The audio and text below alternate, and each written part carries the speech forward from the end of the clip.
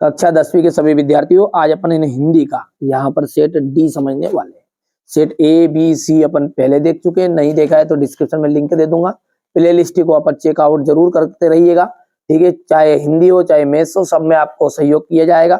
ये चैनल सिर्फ आपके लिए बनाया गया और विशेष आपकी मदद के लिए बनाते रहेंगे।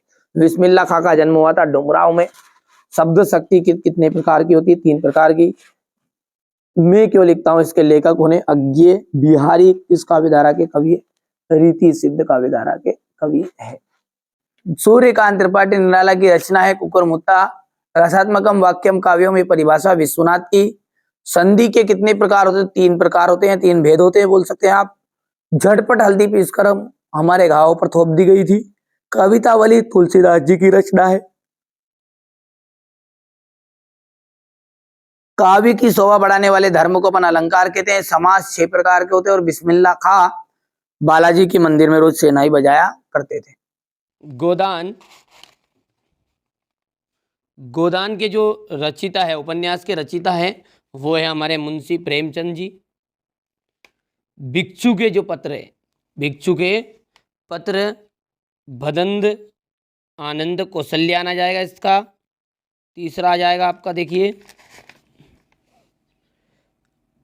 तीसरा क्या है आपका, अंधे की लाठी। अंधे की लाठी का जाएगा एकमात्र सहारा।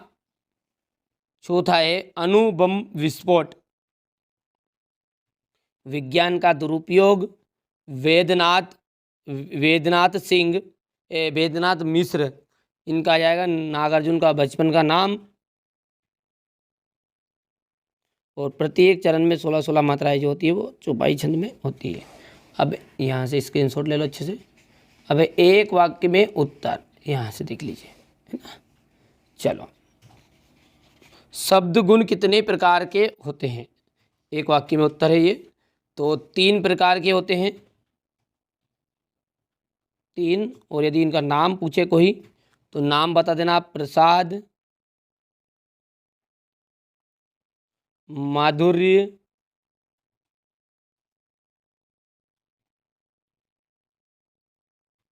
और ओज। कोई 2 लोकोक्तियाँ लिखिए, तो कोई 2 अपने को यहाँ पर उदाहरण देने हैं 2 लोकोक्तियों के। यहाँ पर लिख देना आप कोई भी 2। अज्ञे ने हिरोशिमा कविता कहाँ पर बैठकर लिखी? अज्ञे ने हिरोशिमा कविता जो थी रेलगाड़ी में बैठकर लिख दी थी।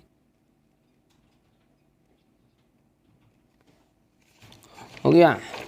चलिए, इसके बाद में यहाँ से देखिए, आपके पाठ्यक्रम में जे शंकर प्रसाद की कौन सी रचना है? तो आत्मकथ्य।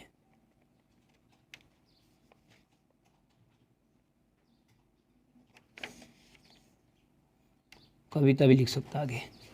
संचारी भावों की संख्या कितनी मानी गई? 33। नाटक में कितने अंक होते हैं? 1 से अधिक अंक होते हैं।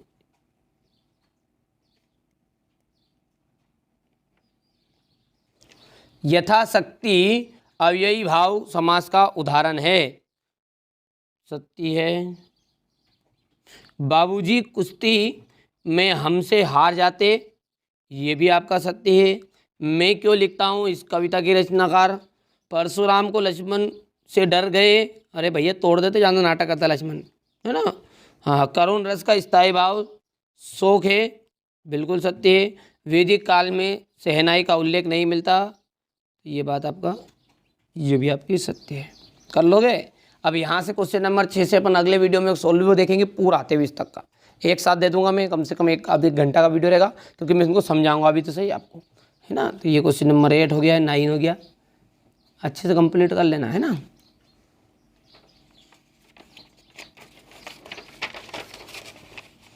ये क्वेश्चन नंबर 10 है। यहाँ से क्वेश्चन नंबर 11-12, गोपियों के अनुसार राजा का धर्म क्या होना चाहिए? कवि की आग फाल्गुन की सुंदरता से क्यों नहीं हट रही है? यहाँ से देख सकते हैं क्वेश्चन नंबर 15 है, ये 16, 17, ये क्वेश्चन नंबर 18, कहाँ है, थोड़ा सा इधर कर लूँ,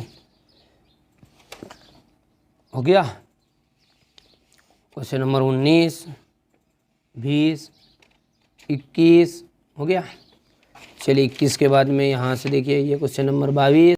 यहाँ से देखिए, इस आत्मकथ्य में लेखिका के पिता रसोई को भटियार खाना क्यों कहकर संबोधित किया? क्योंकि रसोई में काम करने वाली युवतियों की रचनात्मक प्रतिभा जलकर नष्ट हो जाती है। ठीक है, इसके बाद में यहां से देखिएगा, हो गया। आगे की बात करें तो क्वेश्चन नंबर 7 है आपका, हलदार साहब पहले मायूस क्यों हो गए थे? हलदार साहब जो थे वो पहले मायूस क्यों हो गए थे? खेतीबाड़ी से जुड़े गृहस्थ बाल गोविंद भगत अपनी किन किन चारित्रिक विशेषताओं के कारण साधु कहलाते हैं? देखिए, वे गृहस्थ से जुड़े होने के बाद भी भगत जी का आचरण जो था संतों के जैसा था। वे सदैव सत्य बोलते थे, सभी से दो टूक बात करते थे, इनके व्यवहार में कोई छल कपट नहीं था, इसी कारण वो साधु कहलाते थे। ठीक है भैया। अब अगला देखिए, राम वृक्ष बेनीपुरी और यशपाल का साहित्य परिचय है। तो देखिए यहाँ से राम वृक्ष बेनीपुरी की आप जीवन परिचय लिखना है आपको। ये आपको कंप्लीट भले ही नहीं करना है, रचनाओं से करना है। आपके पेपर में रचनाओं से ही आएगा। रचनाएं हो गई है, भाषा शैली हो गई है, देखिए भाषा हो गई है, इनकी शैली। फटाफट स्क्रीनशॉट ले लो आप, है ना। बहुत ही सिंपल लैंग्वेज में मैंने लिखवाया है बच्चों से, जो ठीक है बच्चों को कोचिंग में बताता हूँ ना, वही मैं आपको बताता हूँ, है ना। ये अपनी कोचिंग का रिजल्ट है, जैसा कि आप जानते भी होंगे, पहली बार हो तो नहीं जानते होंगे। ठीक है, ये अपनी कोचिंग का रिजल्ट है, ऑफलाइन कोचिंग का रिजल्ट है। अब की बार 90 पार, यही हमारा टारगेट है। और जिन बच्चों को वास्तव में इस मिशन में शामिल होना है, जुड़ सकता है इस चैनल के साथ में। ठीक है, और दोस्तों को भी जरूर जोड़ दीजिएगा। ठीक है भैया, चलिए आगे बढ़ते हैं। और यशपाल का लिए यहाँ से आप देख लीजिएगा। इसके बाद में ये रचनाएं हो गई है, रचना के बाद में ये भाषा। बढ़िया से आप फटाफट से नोट से तैयार कर लेना, स्क्रीनशॉट लेकर ये, ठीक है, और कंप्लीट कर लेना है। और आगे आप आगे आपकी मर्जी, नहीं करो तो ठीक है। ये साहित्य में स्थान हो गया इतना। चलिए, तो यहाँ से अपन क्वेश्चन नंबर अब आगे बढ़ते हैं। और क्वेश्चन नंबर जो 9 है उसमें देख लीजिएगा, आपको ये मुहावरा है, ठीक है, और नीचे समास है विद्यालय में। ठीक है, क्वेश्चन नंबर 10 ये इसका थोड़ा है।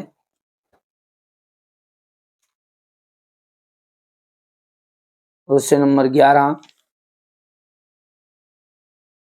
अथवा।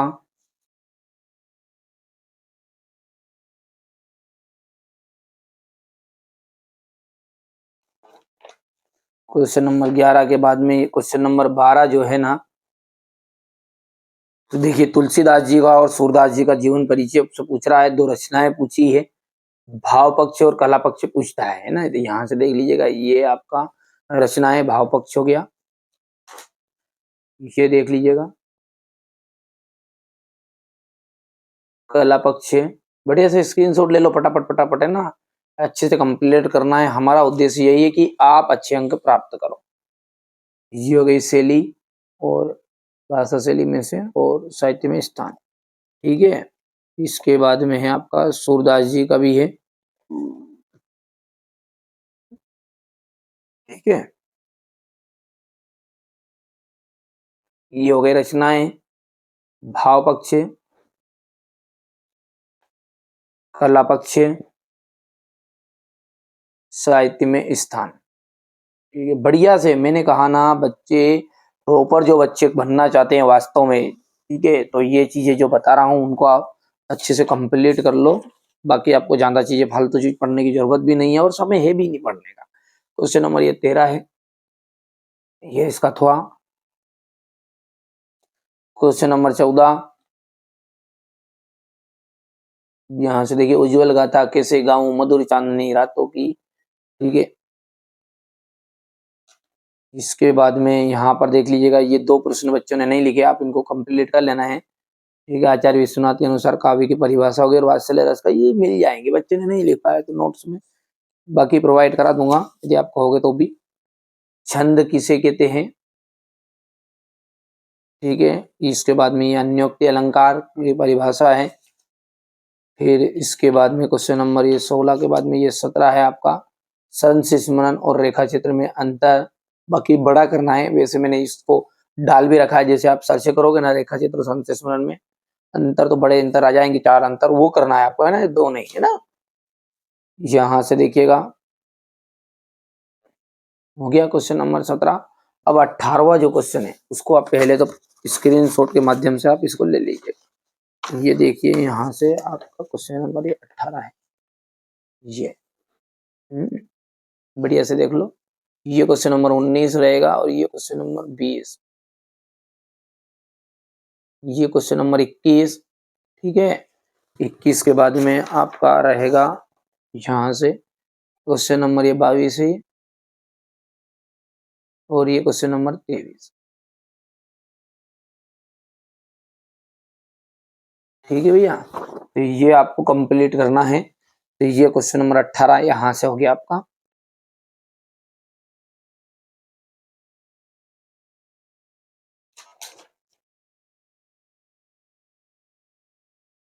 ये यहाँ से, और जो बड़े बड़े क्वेश्चन है इनको मैं आपको सेपरेट वीडियो में समझाऊंगा विषय आराम का अलग से, ताकि आप अच्छे से कंप्लीट कर सको। 4-4 नंबर के और 3-3 नंबर के क्वेश्चनों का एक सेपरेट वीडियो अलग ही बनाऊंगा, ठीक है।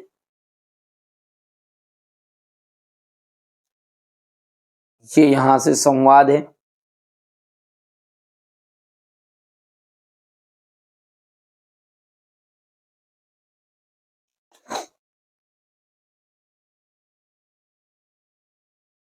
ये संदर्भ प्रसंग व्याख्या,